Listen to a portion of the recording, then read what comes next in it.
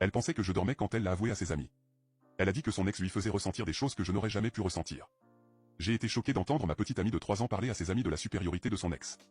Elle participait à un appel vidéo de groupe avec elle et avait trop bu. Elle était assise à son bureau avec son ordinateur portable, non loin de notre lit où j'étais allongé. Elle pensait que je dormais, mais ce n'était pas le cas. Nous avions déjà eu des rapports intimes et je pensais qu'elle avait apprécié. Après cela, je me suis endormi.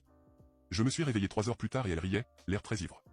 J'ai essayé de l'ignorer et de me rendormir, mais je l'ai entendu parler de leur vie amoureuse avec ses amis.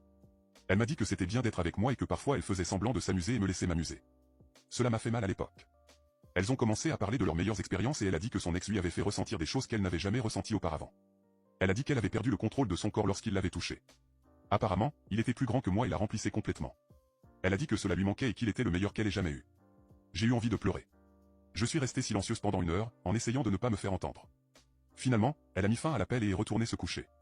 Elle a remarqué que j'étais réveillé et m'a demandé ce qui n'allait pas. J'ai menti et j'ai dit que je venais de me réveiller. Lorsqu'elle s'est approchée du lit, elle m'a dit qu'elle m'aimait et que nous nous verrions demain matin.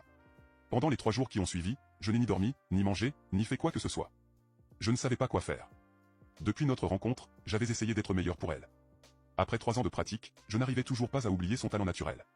J'avais l'impression de ne pas être assez bien pour elle. Je me sentais égoïste de rester avec elle alors qu'elle voulait manifestement quelqu'un d'autre. Son ex l'a trompée et l'a quitté lorsqu'elle l'a découvert.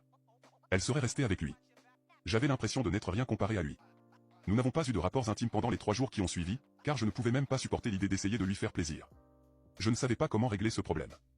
Il l'aimait tellement et avait envisagé de la demander en mariage, mais il n'était plus sûr de pouvoir le faire. Après le 8e jour passé à l'éviter et à rejeter ses avances, elle m'a demandé, presque en larmes, ce qui n'allait pas et pourquoi je ne voulais plus d'elle.